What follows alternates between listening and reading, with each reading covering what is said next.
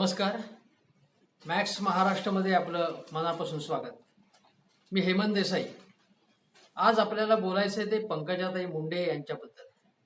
आपल्याला माहिती आहे की काल पंकजाताईंनी मोठा मेळावा घेतला, स्वाभिमानाचा गजर झाला त्यावेळी. आणि त्यावेळी पंकजाताईंनी आणि स्वतः नाथाभाऊ खडसे यांनी जवळजवळ बंडाचं निशाण फडकवलं हे स्पष्टपणे जाणवलं. पंकजाताई म्हणाले की मी पक्ष सोडणार नाही, मी वाघीण आहे, मी जंगलाच्या बाहेर जाणार नाही, मैदान सोडून पळ काढणार नाही, हा पक्ष माझा आहे, माझ्या बापाचा आहे, तर मी पक्ष सोडून कशाला जाऊ, मी जाणार नाही.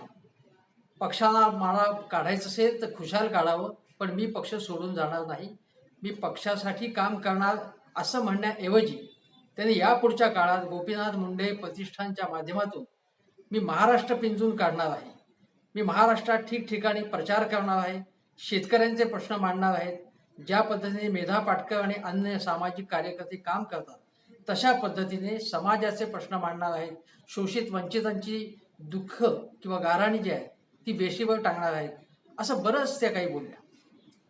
त्यांचा आवाज जो होता तो अनेकदा त्यांच्या शैलीप्रमाणे टिपेचा लागत होता. त्यांच्या चेहऱ्यावरती जे भाव दिसत होते ते व्यथित झाल्याचे किंवा कुठेतरी त्यांना शल्य असल्याचं, आपल्याच भाऊबंधांनी आपल्याला त्रास दिल्याचं, जखमा केल्याचं हे त्यांच्या चेहऱ्यावरनं जाणवत होतं. त्या प्रचंड संतापलेल्या सुद्धा होत्या, आतून खळबळ माजलेली होती आणि ती जी काही खळबळ आहे ती त्यांनी व्यक्त केली, मोकळेपणाने व्यक्त केली. त्यांनी असं सांगितलं की आत्तापर्यंत माझ्याबद्दल गैरसमज अनेक पसरवण्यात आले. एक तर आपण लक्षात घेतलं पाहिजे की फेसबुकमध्ये त्यांची जी पोस्ट आली त्या पोस्टमध्ये त्यांनी जी काही भावना व्यक्त केली त्याचा विपर्यास करण्यात आला आणि मी पक्ष सोडून बाहेर पडणार आहे असं लोक बोलायला लागले. असं मी लिहिलेलंच नव्हतं, असं मला म्हणायचंच नव्हतं, असं त्यांना सुचवायचं होतं. त्यानंतरच्या टप्प्यामध्ये मी पक्षामध्ये बंड करणार आहे, पक्षामधून बाहेर पडणार आहे अशी आवई उठवण्यात आली. ती कोणी उठवली, अशा बातम्या कोणी प्रसिद्ध केल्या? त्यांनी 2 वर्तमानपत्रांची नावं घेतली. मी आता या ठिकाणी त्या 2 वर्तमानपत्रांची नावं घेत नाही, पण त्या 2 वर्तमानपत्रांनीच मी पक्षाच्या बाहेर पडणार आहे असं म्हटलं होतं, असा त्यांचा आरोप होता. त्यापैकी एका वर्तमानपत्रामध्ये आपल्याला माहिती आहे की मुख्यमंत्री देवेंद्र फडणवीस, माजी मुख्यमंत्री देवेंद्र फडणवीस यांच्या बाजूने बातम्या वारंवार छापून येत होत्या. त्यांच्या बाजूचं संपूर्णपणे लिखाण येत होतं. त्या वर्तमानपत्राचा संपूर्ण टोन किंवा त्यांचं धोरण हे फडणवीसांच्या बाजूचं होतं.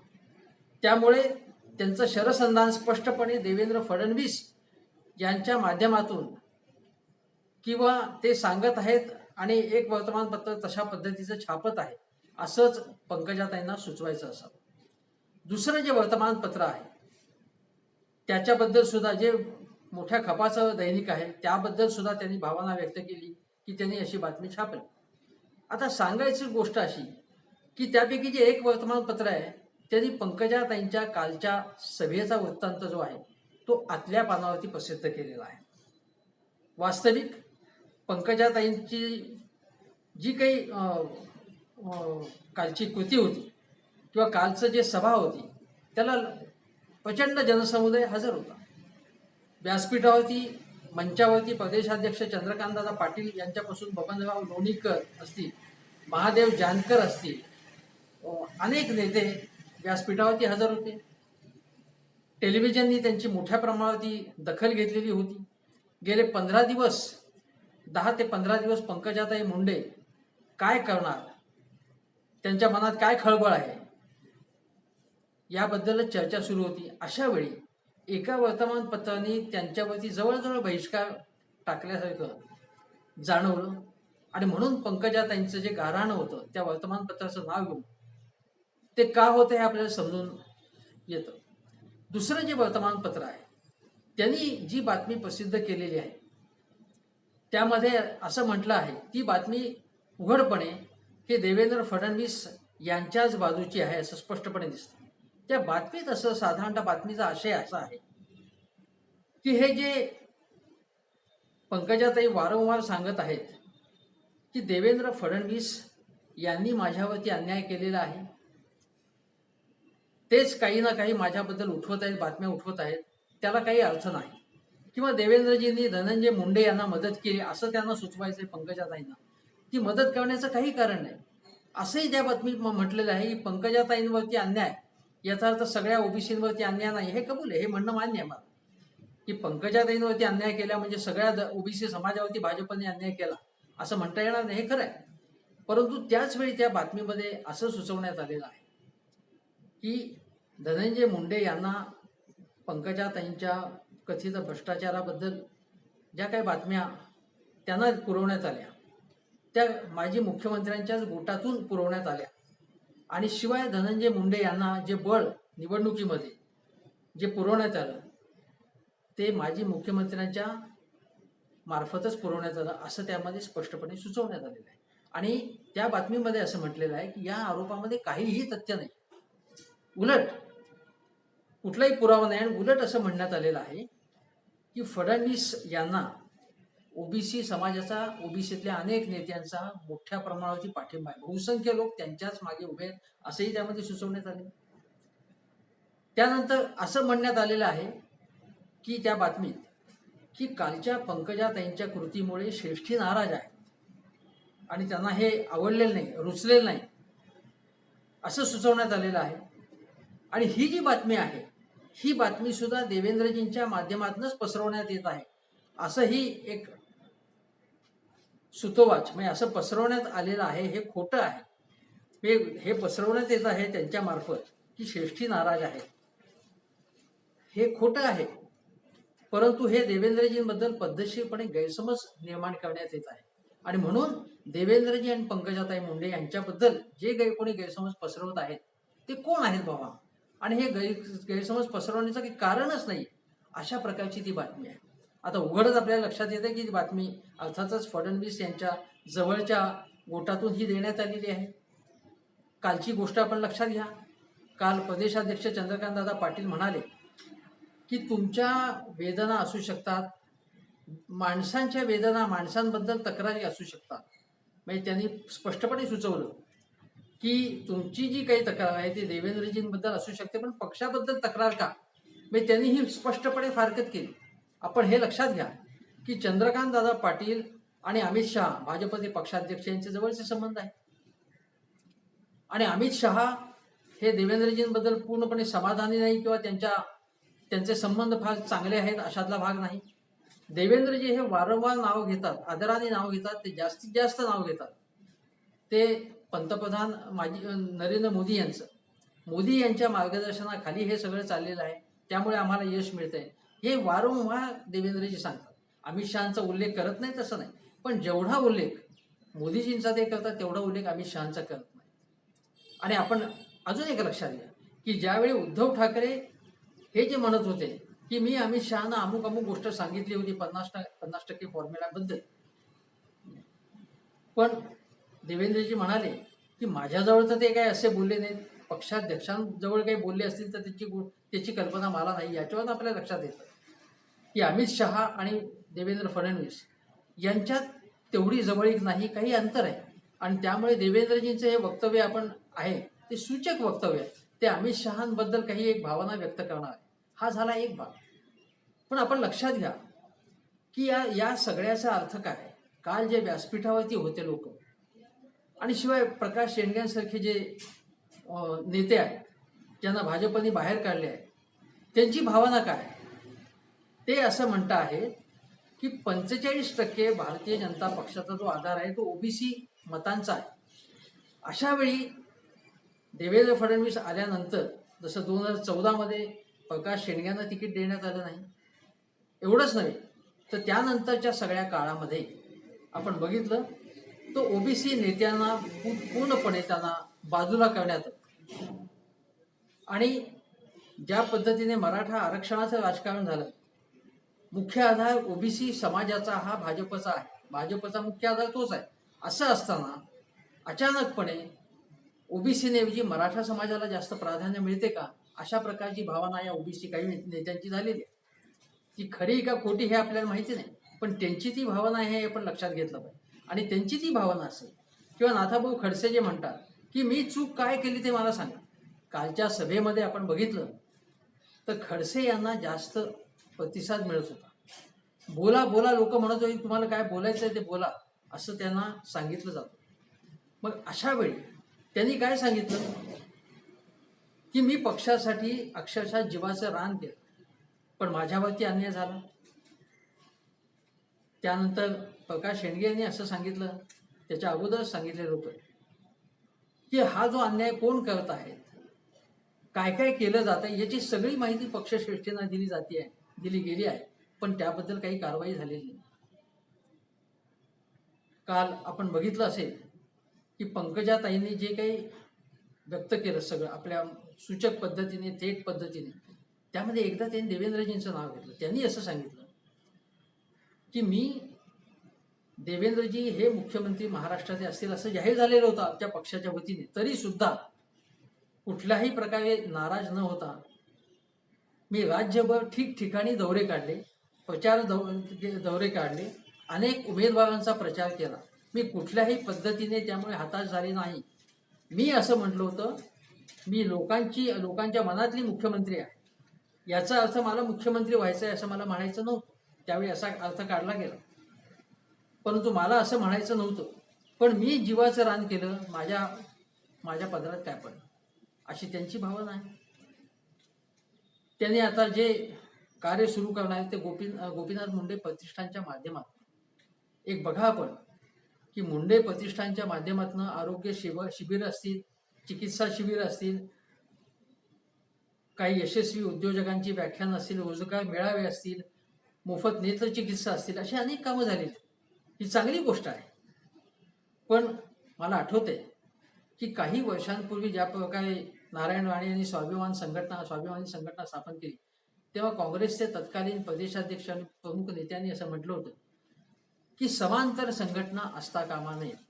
समांतर संघटना असल्या तर जो पक्ष आणि त्या समांतर संघटना यांच्यामध्ये काहीतरी फारकत होते आणि जो नेता अमुक पक्षाचा असेल त्यांनी त्या पक्षामार्फत काम करावं, आपल्या संघटनेमार्फत करू नये.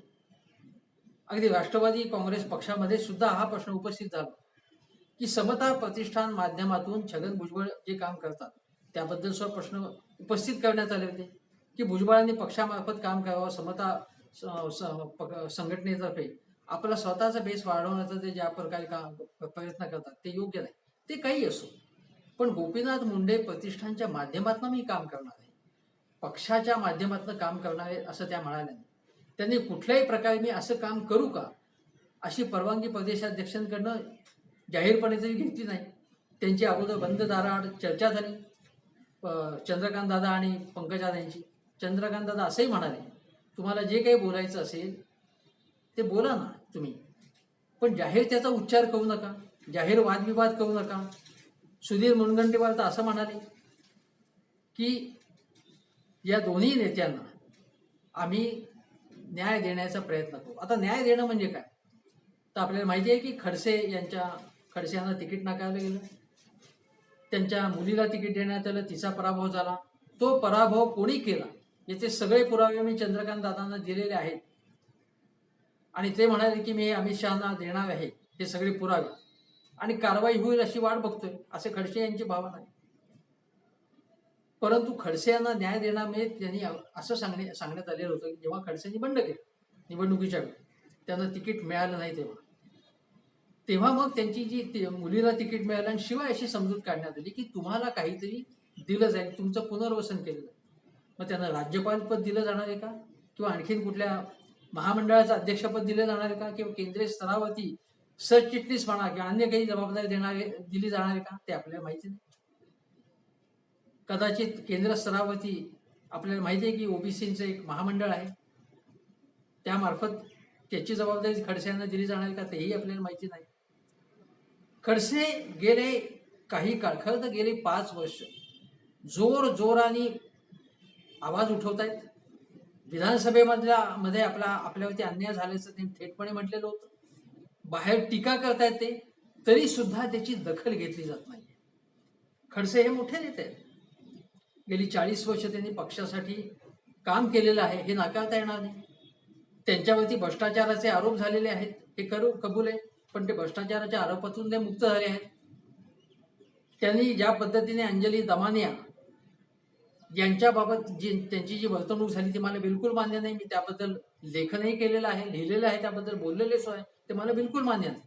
मी खडसे यांचं कुठल्याही प्रकारे सरसकट समर्थन करणार नाही, पण तरी सुद्धा गोपीनाथ मुंडे यांच्याबरोबर त्यांनी पक्षासाठी काम केलेलं आहे. अशा नेत्याला तुम्ही पूर्णपणे बाजूला करता, त्याला कारण सांगत नाही काय. याच्यामध्ये जो हट्ट आहे नेतृत्वाचा, केंद्रीय नेतृत्वाचा आणि राज्याच्या नेतृत्वाचा, हा जो हट्ट आहे किंवा हा जो दुराग्रह आहे, याच्यामध्ये जो एक प्रकारचा विद्वेष आहे किंवा तिरस्काराची भावना आहे ती आपल्याला लपून राहत नाही. आणि त्यानंतर असाही आरोप झालेला आहे, एका वृत्तसंस्थेने म्हटलेलं आहे की ही जी तिकीटं कापण्यात आली, म्हणजे खडसेंचं तिकीट कापण्यात आलं असेल, विनोद तावड्यांचं कापलं असेल, चंद्रकांत बावनकुळे यांचं कापलं गेलं असेल, ती तिकीटं केंद्र स्तरावरनं कापली गेली नाही. म्हणजे अमित शहा असतील किंवा संसदीय मंडळाने कापली नाही, ती केंद्रीय मंडळाने ती कापली, ही राज्य स्तरावरनं कापली. म्हणजेच ती देवेंद्र फडणवीस यांनी कापली असं पंकजा मुंडे यांनी सुचवल्याचं एका वृत्तसंस्थेने बातमी दिलेली आहे. त्या वृत्तसंस्थेने ती बातमी दिली आहे, ती खरी का खोटी हे आपल्याला माहिती आहे, पण त्या जबाबदार वृत्तसंस्थेने ती बातमी दिलेली आहे आणि हे खरंही असू शकते. मी अनेकदा केंद्राच्या नावावरनं आपणच काही कारवाया करायच्या, आपणच या मंडळींना दूर लोटायचं, असं असू शकतं. आपल्याला माहिती आहे की गेल्या 5 वर्षामध्ये संपूर्ण देवेंद्र फडणवीस सरकार म्हणजे फक्त देवेंद्र फडणवीस होते, दुसऱ्या कोणाला निर्णय प्रक्रियेमध्ये काही एक अधिकार नव्हता. शिवसेनेच्या मंत्र्यांना नव्हताच, पण भारतीय जनता पक्षाच्या मंत्र्यांना सुद्धा बिलकुल त्यामध्ये काहीच अधिकार नव्हता. मग आता याची सगळी परिणती काय होणार? त्यापैकी एक मुद्दा मला असा सांगायचा आहे की ओबीसी समाज जो आहे, त्या ओबीसी समाजाने एक लक्षात घेतलं पाहिजे की हे नेते आहेत, त्यांच्यावरती अन्याय झाला, हे सगळं खरं आहे, पण ओबीसी समाजावरती गेल्या काही वर्षामध्ये जो अन्याय झाला आहे तोही आपण समजून घेतला पाहिजे. एक मंत्रालय झालं त्यांच्यासाठी, किंवा खुद्द नरेंद्र मोदी हेच तेली समाजाचे ओबीसी आहेत, हे सगळं ठीक आहे, पण त्यांच्या काळातच काही नेत्यांवरती अन्याय होतो एवढंच नाही, तो ओबीसींच्या शिष्यवृत्त्या ज्या आहेत त्यांच्या रकमा कमी होत आहेत, ओबीसी समाजासाठी जी बजेटमध्ये तरतूद आहे ती कमी होती आहे, अशा अनेक तक्रारी आहेत ओबीसी समाजाच्या. तेव्हा या तक्रारींची जी काही त्या तक्रारींबद्दलची दखल घेतली जाणार आहे की नाही, त्या तक्रारींचं काय, नेत्यांवरचा अन्याय ठीक आहे, पण नेत्यांपेक्षा समाजावरती जो अन्याय होतो, तो समाजावरचा जो अन्याय आहे तो वेशीवर कोण टांगणार आहे? म्हणजे आता पंकजाताई म्हणाल्या की 5 वर्ष आम्ही आता शेतकऱ्यांच्या समस्या मी मांडणार आहे.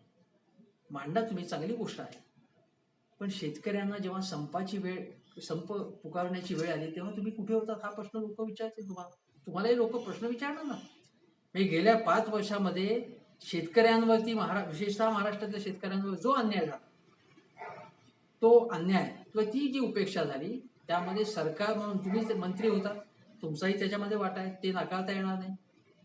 मग तुम्हाला शेतकऱ्यांची आठवण झाली का? किंवा अनेक ओबीसी समाजामध्ये सुद्धा ज्या काही प्रबळ जाती आहेत त्यांचाच विचार केला जातो मुख्यतः. ओबीसीमधल्या ज्या खालच्या जाती आहेत, ज्या जास्त मागासलेल्या जाती आहेत, ज्यांना राजकीय प्रतिनिधित्व कमी मिळालेलं आहे, त्यांचा विचार कोण करणार? ओबीसींचं हिंदुत्वकरण करण्याचा पद्धतशीर प्रयत्न गेल्या काही वर्षामध्ये झालेला आहे. मी आपल्याला माधव फॉर्म्युला वगैरे माहिती आहे, माळी धनगर वंजारी यांना एकत्र आणणं वगैरे, हे सगळं ठीक आहे, चांगली गोष्ट आहे. वसंतराव भागवत यांच्या प्रेरणेने म्हणजे भारतीय जनता पक्षाचे जे पुरोगामी विचाराचे नेते होते की भारतीय जनता पक्षाचा शेठजी वडजींच्या पक्षाकडून व्यापक जनाधार असलेला पक्ष असावा, म्हणून वसंतराव भागवतांनी जे काम केलं त्याला तोड नाही, गोपीनाथ मुंडे यांनी काम केलं त्याला तोड नाही. परंतु त्याचवेळी आपण हे लक्षात घेतलं पाहिजे की दलित समाज आहे एकीकडे आणि एकीकडे ओबीसी समाज आहे. ओबीसी समाज दलित समाजावरच्या अन्यायाच्या वेळी त्यांच्या पाठीशी ज्या पद्धतीने उभं राहायला पाहिजे ज्या प्रखरतेने उभा राहायला पाहिजे तो राहतो का? आणि तो राहत नसेल तर ओबीसींचं हिंदुत्वकरण करण्याचा जो प्रयत्न चालला त्याचा हा भाग आहे का? या क्षेत्रात जे काम करतात ते सांगतात की ओबीसींच्या अनेक संघटना झाल्या, पण ते सामूहिक विवाह सोहळे याच्या पलीकडे या संघटनांनी ओबीसी समाजाला एक सामूहिक अशा प्रकारचं आत्मभान दिलं नाही. व्यापक जाणीव जागृती त्यांच्यामध्ये निर्माण झालेली नाही. म्हणून एकीकडे आपण बघतो की ओबीसी इतका मोठा समाज आहे या देशामधला, बहुसंख्य समाज आहे, पण ओबीसींचा म्हणून पक्ष यशस्वी झाला का, निर्माण झाला का, यशस्वी झाला का? तो झाला नाही. मग ओबीसींचा पक्ष म्हणून यशस्वी झाला नसेल, ओबीसी संघटना म्हणून कितपत प्रबळ आहेत? काही प्रयत्न झाले पण त्या प्रबळ आहेत का तितक्या? ओबीसींमधल्या वेगवेगळ्या जाती प्रजातींच्या या संघटना आहेत, त्यांच्यामध्ये व्यापक ऐक्य झालं का? या ओबीसींनी दलितांमध्ये आपली ताकद उभी केली का? मग आपण लक्षात घेतलं पाहिजे की महात्मा फुल्यांनी जो सत्यशोधक समाज निर्माण केला त्यामध्ये दलित ओबीसी यांची एकता निर्माण करण्याचा प्रयत्न केला त्यांनी, किंवा खोती विरुद्धची लढाई जी बाबासाहेबांची होती त्याच्यावरनं काही ओबीसी समाजाने प्रेरणा घेतली पाहिजे, किंवा बाबासाहेबांनी आपण लक्षात घेतलं पाहिजे की ओबीसी समाजाला आरक्षण असलं पाहिजे ही भूमिका आणि त्याची तरतूद ही प्रथम बाबासाहेबांनी केलेली होती. तेव्हा ही जी काही सगळी जाणीव आहे ही ओबीसी समाजामध्ये निर्माण करण्याचं काम जे आहे ते सगळ्यांनी करायला पाहिजे. फक्त ओबीसी समाजाच्या नेत्यांनी नाही, बाकीच्या नेत्यांनी, अगदी ब्राह्मण नेत्यांनी सुद्धा करायला पाहिजे ते काम. पण अधिक जबाबदारी येते किंवा अधिक अपेक्षा असतात त्या ओबीसी समाजाच्या नेत्यांकडून. या नेत्यांनी फक्त एकाच नेत्याचा गजर लोकांनी करावा, त्याची स्मारकं व्हावी, गर्दी जमावी आणि आपण निवडून यावं यासाठी ही चळवळ नाही. ओबीसी समाजाची अस्मिता तिला विधायक वळण देण्याचं काम हे या नेत्यांकडे आणि याबाबत पंकजाताईंकडनं अपेक्षा आहे. हा लढा फक्त ही लढाई केवळ देवेंद्र फडणवीस विरुद्ध पंकजाताई अशी नाही, ती लढाई व्यापक आशयाची आहे हे आपण लक्षात घेतलं पाहिजे. मग त्याच्यामध्ये शेतकरी प्रश्न आहे, त्याच्यामध्ये दलित आणि ओबीसी समाज यांना एकत्रित आणण्याचं काम आहे. यामध्ये ओबीसी शेतमजूर असतील किंवा भूमिहीन ओबीसी असतील ज्यांच्यावरचा अन्याय होतो तो मांडण्याची गोष्ट आहे. शेतकऱ्यांच्या ज्या समस्या आहेत त्या समस्या सुद्धा ओबीसी जे शेतकरी आहेत त्यांच्या समस्या ज्या आहेत त्या प्रखरतेने मांडल्या पाहिजेत, त्यांच्यावरचा अन्याय दूर झाला पाहिजे. अशा व्यापक याला पट आपण देण्याची गोष्ट आपण करतोय आणि हे पंकजाताई असतील किंवा खडसे असतील यांनी करणं अपेक्षित आहे. एक बघा आता की नाथाभाऊ खडसे हे आता यांनी खूप पदही मिळवलेली आहेत, त्यामध्ये जे काही काम करायचं ते केलेलं आहे. तेव्हा त्यांनी काम करावं, आता अजूनही काम करावं. अजूनही काही खूप वयस्कर झालेले नाही ते, पण जास्त अपेक्षा जी आहे ती पंकजाताईंकडनं आता आहे. आणि म्हणून आता केवळ वडिलांच्या पुण्याईवरती न जगता स्वतः त्यांनी काम केलं पाहिजे. वेगवेगळे उपक्रम, रचनात्मक उपक्रम, संघर्षात्मक उपक्रम, कारण संघर्ष यात्रा पंकजाताईंनी काढली. 5-25 जिल्ह्यामध्ये ते फिरलेले आहेत, असंख्य सभा घेतलेल्या आहेत, त्यांनी तरुणांशी संवाद साधलेला आहे. तेव्हा ते त्यांनी काम करावं ही अपेक्षा आहे. पण या लढाईचा एक संदर्भ मगाशी मी सांगितलं की देवेंद्र फडणवीस विरुद्ध पंकजाताई मुंडे, ही लढाई कशी आहे? एक लढाई आहे हे मान्य केलं पाहिजे. ती लढाई आहे. मी ज्या लढाईची गोष्ट केली ती व्यापक लढाईची, समग्र संघर्षाची गोष्ट केली. पण ही जी लढाई आहे देवेंद्र फडणवीस आणि पंकजाताईंची ती काय आहे? आपल्याला लक्षात घेतलं पाहिजे की गोपीनाथ मुंडे आणि नितीन गडकरी असे 2 गट इथे होते. त्या मुंडे महाजन ते एकत्र होते, पण महाजन आपल्याला सोडून दूर गेल्यानंतर मग नितीन गडकरी आणि गोपीनाथ मुंडे असेच होते. आधी महाराष्ट्राच्या स्तरावरती हे राजकारण करत होते, मग केंद्र स्तरावरती. त्यावेळी गोपीनाथ मुंडे हे अधिक पॉप्युलर, अधिक जनाधार असलेले कमालीचे आक्रमक असे नेते म्हणून ओळखले जातात. नितीन गडकरींचं नेतृत्व गेल्या काही वर्षात उदय असलं, पण त्याच्या अगोदर गोपीनाथ मुंडे यांना जशी लोकप्रियता मिळाली आणि ती समाजाच्या सर्व स्तरामध्ये, विशेषतः वंचित शोषित वर्गामध्ये जी लोकप्रियता त्यांना होती, जे रस्त्यावरच्या लढायांमध्ये त्यांनी भाग घेतला, विधानसभेमध्ये धुमाधार कामगिरी केली, त्यांची आणि गडकरींची तुलनाच होऊ शकत नाही. गोपीनाथ मुंडे हे खूप मोठे नेते. गडकरींनी काहीच केलं नाही असं मी म्हणत नाही. गडकरींनी मंत्री म्हणून चांगली कामगिरी बजावली, विधान परिषदेत कामगिरी केली, पक्षाध्यक्ष म्हणून त्यांनी काही काम केलं, पण तरी सुद्धा मुंडे आणि गडकरी यांच्यात तुलना होऊ शकत नाही. त्यापैकी जे मुंडे आहेत त्या मुंडेंनी देवेंद्र फडणवीस यांना प्रदेशाध्यक्ष केलं भारतीय जनता पक्षाचं. ते प्रदेशाध्यक्ष झाल्यानंतर फडणवीस हे नाव राज्यामध्ये निदान भारतीय जनता पक्षाच्या वर्गामध्ये तरी गेलं आणि तिथे ते गेल्यानंतर ते मुख्यमंत्री झाले. म्हणजे फडणवीस हे मुख्यमंत्री होण्यास मुंडे कारणीभूत आहेत, कारण फडणवीस हे मुंडे यांच्याच गटातले म्हणून ओळखले जातात. पंकजाताईचं त्यांच्या कन्या, म्हणजे एक प्रकारे बघितलं तर दोघंही हे एकाच नेत्याच्या, एक कुटुंबातल्या व्यक्ती, एक त्यांच्या जवळची व्यक्ती. त्यामुळे त्यांच्यामध्ये संघर्ष का झाला? मग हा संघर्ष होण्याचं कारण काय असेल? तर मग बघा की केंद्र स्तरावरती गोपीनाथ मुंडे यांना सुद्धा त्यांचं निधन होण्यापूर्वी, अपघाती निधन होण्यापूर्वी त्यांना केंद्रीय मंत्रिमंडळात सुद्धा जागा दिली, ती खूप उशिरा. लोकांना असं वाटलं की नाईलाजाने अगदी काकू करत त्यांना शेवटी बाबा त्यांना द्यायचं म्हणून द्यायचं, असं झालं का? ही भावना मोठ्या प्रमाणात मुंडे यांच्यावर जे प्रेम करतात मनापासून त्यांची झाली. त्यानंतर तुम्हाला आठवत असेल की मुंडे यांचं निधन झाल्यानंतर त्यावेळी नितीन गडकरी यांच्याबद्दलच्या तीव्र भावना मुंडे समर्थकांच्या व्यक्त झाल्या होत्या, ज्यावेळी त्यांच्यावरती अंत्यसंस्कार झाले तेव्हाच. त्यानंतर धनंजय मुंडे आणि देवेंद्र फडणवीस यांची जी जवळीक आहे ती आपण बघतोय, कशा प्रकारची जवळीक आहे ती. म्हणजे याचं संपूर्ण आपण हा प्रवास बघा कसा आहे. मुंडे गडकरी हा संघर्ष, त्यानंतर आपल्याला हे लक्षात घेण्यापैकी फडणवीस आणि गडकरी हे एकाच समाजातले, म्हणजे ब्राह्मण दोघंही नागपूरचे, पण तरीसुद्धा त्यांच्यामध्ये हळूहळू अंतर निर्माण झालं.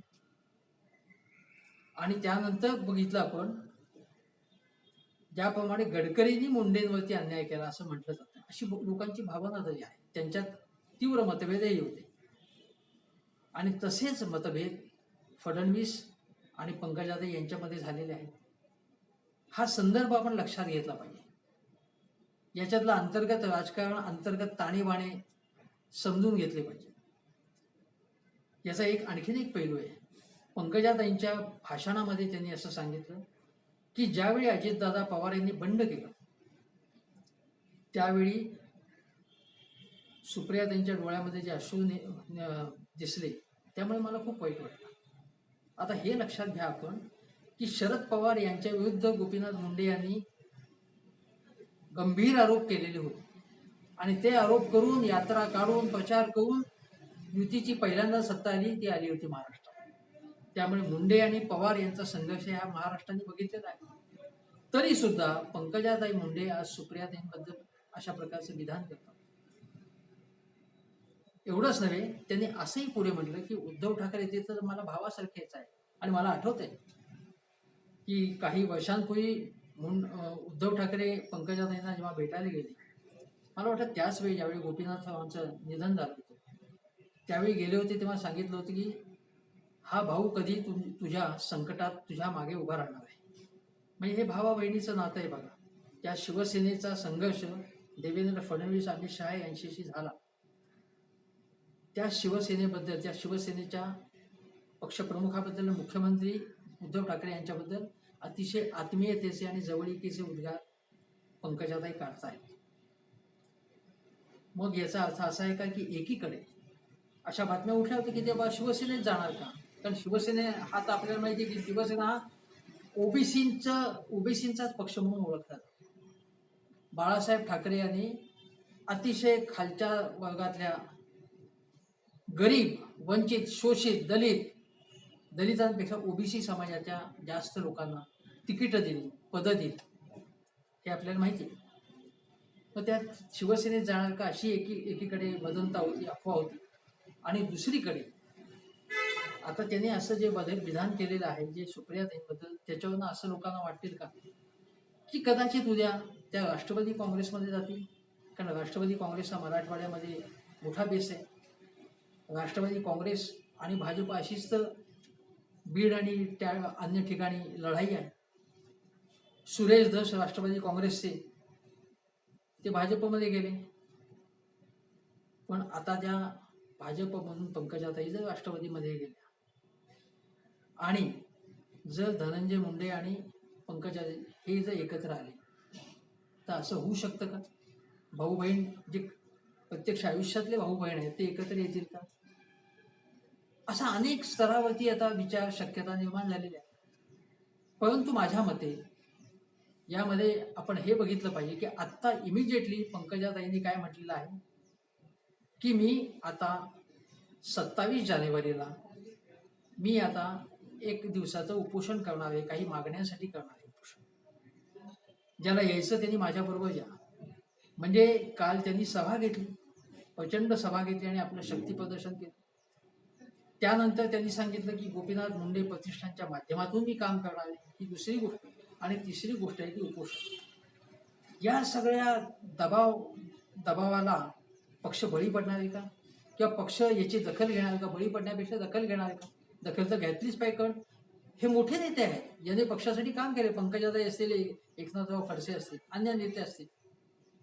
प्रकाश मेहता 6-8 वेळा निवडून आले, पण ही दखल घेण्याच्याऐवजी एका ज्या वर्तमानपत्रात असं म्हणण्यात आलं, जे फडणवीसांच्या जवळच्या काही लोकांनी जी काही बातमी दिली ती असं म्हटलं त्यामध्ये की हे जे नेते आहेत, म्हणजे त्यांना म्हणायचे की एकनाथराव खडसे, पंकजाताई, चंद्रकांत बावनकुळे यांच्यावरती भ्रष्टाचाराचे आरोप झालेले आहेत.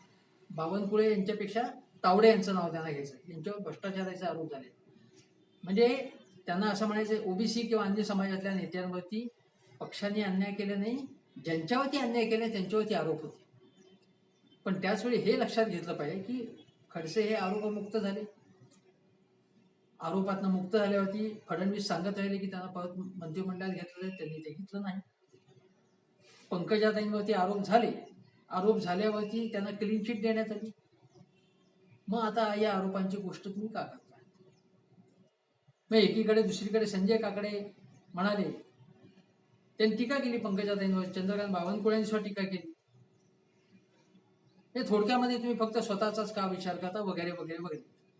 आता या सगळ्यातनं मला हे सुचवायचं आहे की हे मी तुम्हाला म्हटलं की जे कलंकित नेते, त्या ओबीसी नेते, त्यांच्यावरच कारवाई झाली असं जे वर्तमानपत्रातनं आलं आणि जे ज्या गोटातनं हे हा युक्तिवाद करण्यात आला आहे ते सगळं फडणवीसांच्या गोटातनं करण्यात येत आहे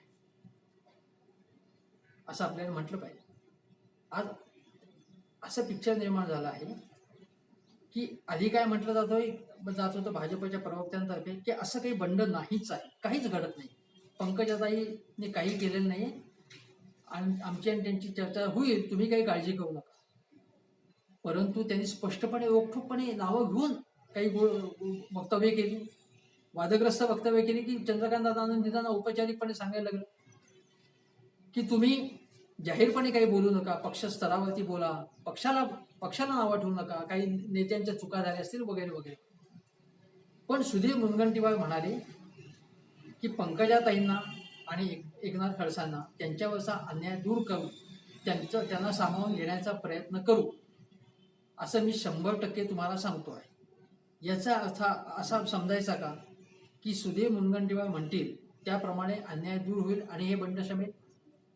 आज अशी गोष्ट आहे की समजा पंकजाताईंना काढूनच टाकलं असतं पक्षात, तर 1 दिवस 2 दिवस 4 दिवस काहीतरी गोष्ट झाली असते. पण आता ते पक्षात आहे आणि पक्षात राहून ते आपलं शक्ती प्रदर्शन करत राहणार, त्यामुळे पक्षाला अधिक त्रास होणार.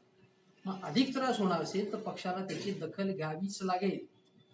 म्हणजे असं आहे आज की एक काळ म्हणजे 5 वर्ष गेली अशी होती की फडणवीस म्हणतील तीच पूर्व दिशा, फडणवीस म्हणतील त्याचप्रमाणे भारतीय जनता पक्ष चालेल. आज फडणवीस एकीकडे आहे, फडणवीसांच्यावर टीका होती आहे, पण त्यांच्या बाजूने पक्षातले फार मोठे नेते म्हणजे मोठे खरे नेते, वजनदार नेते, संजय काकडे वगैरे मी म्हणत नाही, ते सर्व पक्ष आहे, ते कुठूनही कुठेही जाऊ शकतात. जे ताकदीचे नेते आहेत ते देवेंद्र फडणवीस यांच्या बाजूने आज बोलतायत का? तर बोलत नाहीयेत ते तसं. मग फडणवीस एकाकी पडलेत आणि बाकीचे नेते एकत्र झालेत का? तर होय, काही प्रमाणात हे खरं आहे.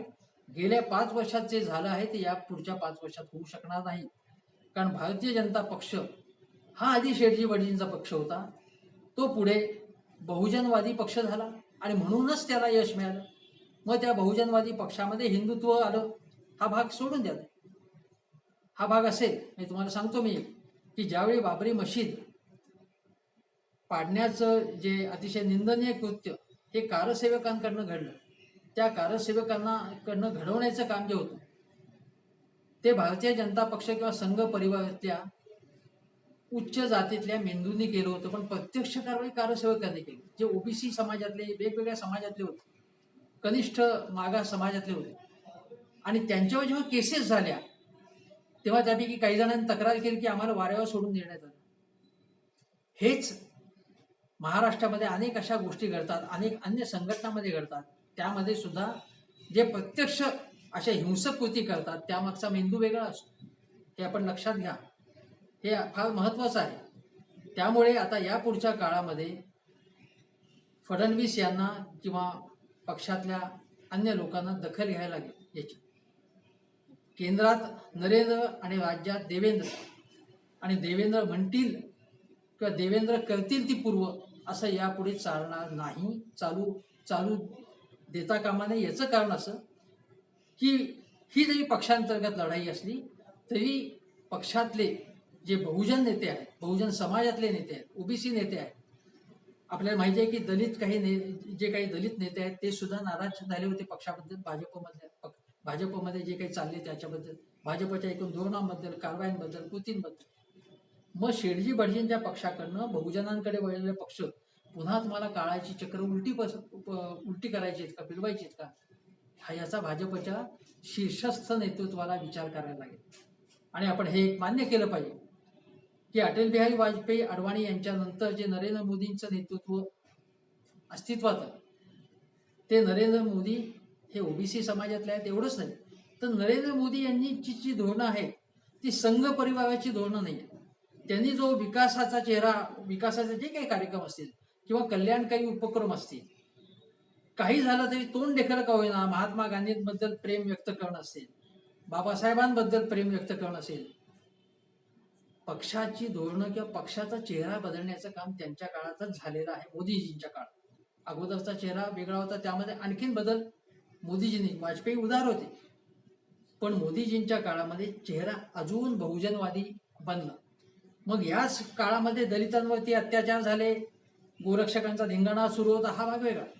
पण धोरणात्मक पद्धतीने किंवा चेहरा बदलण्याचं काम त्यांच्या काळात झालं. आणि त्यांच्याच काळात जर महाराष्ट्रात ओबीसी समाजावरती, ओबीसींच्या नेत्यांवरती अन्याय होत असेल किंवा समाजातल्या एकूणच गोरगरीब, शोषित, वंचित लोकांना बाजूला फेकलं जात असेल तर त्याचा फटका पक्षाला बसेल. आणि म्हणून हा जो पक्ष होता तो कोणा एका नेत्याच्या हुकुमानुसार चालत नव्हता, कारण हा संघ नव्हे, संघ एकचालकांवरती आहे. शिवसेनेमध्ये शिवसेना पक्षप्रमुखांच्या आदेशानुसार काम चालतं, पण भारतीय जनता पक्ष हा लोकशाही प्रक्रियेमध्ये सामील झालेला, संसदीय धोरणांवरती, प्रणालीवरती विश्वास असलेला पक्ष आहे आणि तो सर्व राज्यात आहे. आता तेव्हा अशा पक्षात जरी माझा त्या पक्षाच्या धोरणांना विरोध असला तरी तो पक्ष सत्ताधारी पक्ष आहे केंद्रामध्ये, तो अनेक राज्यामध्ये सत्तेवरती असलेले पक्ष, अशाच सत्तेवरती असलेला पक्ष, त्याचा चेहरा अधिक सर्वजनवादी, अधिक बहुजनवादी, संविधानाला मानणारा, लोकशाही प्रणाली मानणारा आणि विशेषतः शोषित वंचित वर्गाला, ओबीसी समाजालाही बरोबर घेऊन जाणाराच असला पाहिजे असं मला वाटतं. या पुढच्या काळामध्ये पंकजा मुंडे यांच्यावरती किंवा अन्य नेत्यांवरती असाच अन्याय चालू राहिला तर त्याचा फटका भारतीय जनता पक्षाला नक्कीच बसेल. पण त्याचवेळी पंकजाताई मुंडे किंवा एकनाथ खडसे यांनी फक्त स्वतःचा किंवा स्वतःच्या अनुयायांचा, स्वतःच्या गडाचा विचार न करता त्यांनी ओबीसी समाजाचा आणि त्यानंतर सर्व समाजाचा, महाराष्ट्राच्या विकासाचा विचार केला पाहिजे. त्यांच्याकडून ती अपेक्षा आहे. कारण एकनाथराव खडसे मोठे नेते आहेत, पंकजाताईंचा वारसा मोठा आहे, गोपीनाथरावांचा वारसा आहे, तेव्हा त्यांच्याकडून ही अपेक्षा आहे. केवळ आणि केवळ फडणवीसांना विरोध करणं, त्यांच्याशी संघर्ष करणं याच्या पलीकडे जाऊन सम्यक विचार करून ओबीसींची ताकद वाढवून एकीकडे आंदोलनकारी ताकद, एकीकडे रचनात्मक ताकद या माध्यमातून त्यांनी जर काम केलं तर त्यांना आणि त्यांच्या सहकार्यांना, अन्य ओबीसी नेत्यांना, कार्यकर्त्यांना नक्कीच यश मिळेल असं मला वाटतं. भाजपने, देवेंद्र फडणवीसांनी आत्तापर्यंत ज्या चुका केल्या आहेत त्या चुकांपासून त्यांनी सुद्धा आत्मपरीक्षण केलं पाहिजे आणि त्यांनी याबाबत जर वेगळा विचार, चांगला विचार केला, समझोत्याचा विचार केला तर त्याच्यामध्येच भाजपचं हित आहे असं मला वाटतं. आज एवढंच.